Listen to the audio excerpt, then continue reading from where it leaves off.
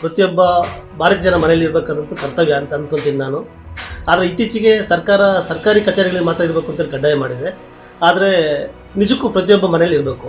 ಆದರೆ ನಾವು ಯಾರದೇ ಮನೆಗೆ ಹೋದರೂ ಕೂಡ 5% ಮನೆಯಲ್ಲೂ ಕೂಡ ಭಾರತ ಸಂವಿಧಾನದ ಅಟ್ಲೀಸ್ಟ್ ಪ್ರಸ್ತಾವನೆಯನ್ನು ಕೂಡ ನೋಡಿ ಸಾಧ್ಯ ಇಲ್ಲ. ಹಾಗಾಗಿ ನಾನು ಹೇಗಿದ್ದರೂ ಗೃಹ ಪ್ರವೇಶ ಸಂದರ್ಭದಲ್ಲಿ ಆಮದರ ಪರಕ್ಕೆ ಮಾತು ಮಾಡಿಸೋದ್ರಿಂದ ಒಂದು ಕಾಲ ಸಾವಿರದ 1,500 ಜನಕ್ಕೆ ಈ ಪ್ರಸ್ತಾವನೆಯನ್ನು ಅಷ್ಟು ಜನ ಮನೆಗೆ ತಲುಪಿಸುವಂಥ ಒಂದು ಚಿಕ್ಕ ಪ್ರಯತ್ನ ಅಷ್ಟೇ. ಏನಿಲ್ಲ, ಕಲ್ಪನೆ ಇಲ್ಲ. ನಿಮಗೂ ಗೊತ್ತಿರೋ ಹಾಗೆ ಹಾಸನದಲ್ಲಿ ಗೊತ್ತಿರೋ ಹಾಗೆ ಸಾಮಾನ್ಯಕ್ಕೆ ಚಿನ್ನನಹಳ್ಳಿ ಸ್ವಾಮಿ ಏನಾದ್ರು ಮಾಡಿದರೆ ಸ್ವಲ್ಪ ವಿಶೇಷವಾಗಿರುತ್ತೆ ಅಂತ ಎಲ್ಲರೂ ಕೂಡ ಎಲ್ಲ ಪತ್ರಕರ್ತರು ಕೂಡ ಗಮನಿಸಿದ್ದೀರಿ. ಹಾಗಾಗಿ ನಾವು ಎಲ್ಲ ಆಮಂತ್ರಣ ಪತ್ರಿಕೆಯಿಂದ ನಮ್ದು ಇರಬಾರ್ದು, ಏನಾದ್ರು ವಿಶೇಷವಾಗಿರ್ಬೇಕು ಅಂತೇಳಿ ಇದನ್ನ ನನಗೆ ತಲೆ ಹೊಳಿತು. ಹಾಗಾಗಿ ಇದನ್ನು ಮಾಡಿದೆ. ಯಾಕೆ ಅಂತಂದರೆ ನಾವು ಹಕ್ಕುಗಳ ಬಗ್ಗೆ ಮಾತಾಡ್ತೀವಿ, ಮೂಲಭೂತ ಕರ್ತವ್ಯಗಳ ಬಗ್ಗೆ ಮಾತಾಡ್ತೀವಿ, ಬರೀ ಮಾತಾಡ್ತೀವಿ ಅಷ್ಟೇ. ಆದರೆ ನಮ್ಮ ಮೂಲಭೂತ ಕರ್ತವ್ಯಗಳು ಏನು ಅನ್ನೋದ್ರ ಬಗ್ಗೆ ಯಾರು ಕೂಡ ನಾವು ಅರ್ಥಕೊಂಡಿಲ್ಲ. ಅದನ್ನು ಉದ್ದೇಶವಾಗಿ ಇಟ್ಕೊಂಡೇ ಅವತ್ತು ನಮ್ಮ ಕರ್ತವ್ಯವನ್ನು ನಾವು ಮೆರಬೇಕು ಅಂತೇಳಿ ಗೃಹ ಪ್ರವೇಶದ ಸಂದರ್ಭದಲ್ಲಿನೇ ಒಂದು ಪರಿಸರ ಸಮಾವೇಶನೂ ಕೂಡ ಇಟ್ಕೊಂಡಿದ್ದೇವೆ. ಮಧ್ಯಾಹ್ನ ನಂತರ ಒಂದು ಕವಿಗೋಷ್ಠಿಯನ್ನು ಕೂಡ ಇಟ್ಕೊಂಡಿದ್ದೀವಿ. ಒಟ್ಟೊಟ್ಟಿಗೆ 2 ಆಸಕ್ತಿಯ ಕ್ಷೇತ್ರಗಳು, ಪರಿಸರದ ಕಾಳಜಿ ಮತ್ತು ಸಾಹಿತ್ಯ ಕ್ಷೇತ್ರ. ಹಾಗಾಗಿ ಅವತ್ತು ಇಡೀ ದಿನ ಗೃಹ ಪ್ರವೇಶದ ಜೊತೆಗೆ ತಲೆಗೆ ಊಟ ಕೂಡ ಅಂತ ಒಂದು ಕೆಲಸವೂ ಕೂಡ ಅವತ್ತು ಆಗುತ್ತೆ. ನೀವೆಲ್ಲರೂ ಕೂಡ ಬರಬೇಕು ಅಂತ ಈ ಮೂಲಕ ಮತ್ತೊಮ್ಮೆ ನಾನು ಹೇಮಾವತಿ ನಗರ ಬರುತ್ತೆ, ಅಲ್ಲಿ ತಮಲಾಪುರ ಸರ್ಕಲ್ ಅಂತ ಬರುತ್ತೆ, ರಿಂಗ್ ರೋಡ್ ಹತ್ರ. ಅಲ್ಲಿ ಬಂದು ರಿಂಗ್ ರೋಡ್ ಹತ್ರ ತುಂಬ ಕಾಣುತ್ತೆ, ಆ ಸರ್ಕಲ್ಗೆ ತುಂಬ ಹತ್ತಿರ ಆಗುತ್ತೆ ಹಾಸನ ನಗರಕ್ಕೆ.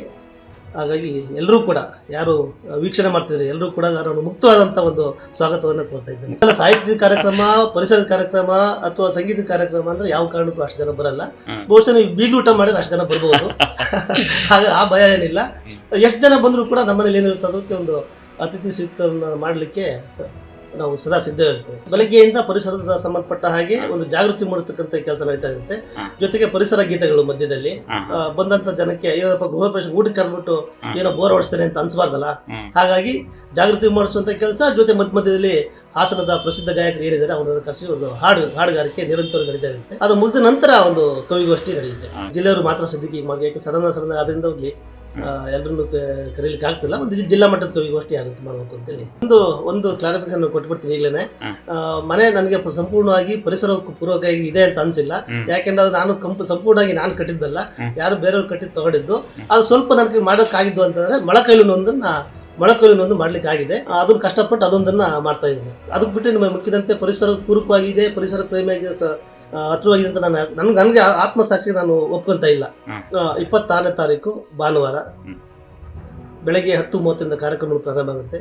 ಮಧ್ಯಾಹ್ನ ಬಂದಂಥ ಎಲ್ಲರೂ ಕೂಡ ಒಂದು ಭೋಜನದ ವ್ಯವಸ್ಥೆ ಇರುತ್ತೆ. ಹಾಗಾಗಿ ಬಟ್ಟೆಗೆ ಮತ್ತು ತಲೆಗೆ ಎರಡಕ್ಕೂ ಕೂಡ ಒಂದು ಒಳ್ಳೆಯ ಔತಣ ಅಂತ ಅಂದ್ಕೊಂತೀನಿ. ಸ್ಥಳೀಯ ಹಾಗೂ ನಿಖರ ಸುದ್ದಿಗಾಗಿ ಸಬ್ಸ್ಕ್ರೈಬ್ ಆಗಿ ಬೇಮಾ ವಿಜಯ ಡಿಜಿಟಲ್ ಯೂಟ್ಯೂಬ್ ಚಾನೆಲ್ ಹಾಗೂ ಪಕ್ಕದಲ್ಲಿ ಕಾಣುವ ಬೆಲ್ ಐಕಾನ್ ಕ್ಲಿಕ್ ಮಾಡಿ ಕ್ಷಣ ಕ್ಷಣದ ಅಪ್ಡೇಟ್ಗಳನ್ನು ಪಡೆದುಕೊಳ್ಳಿ.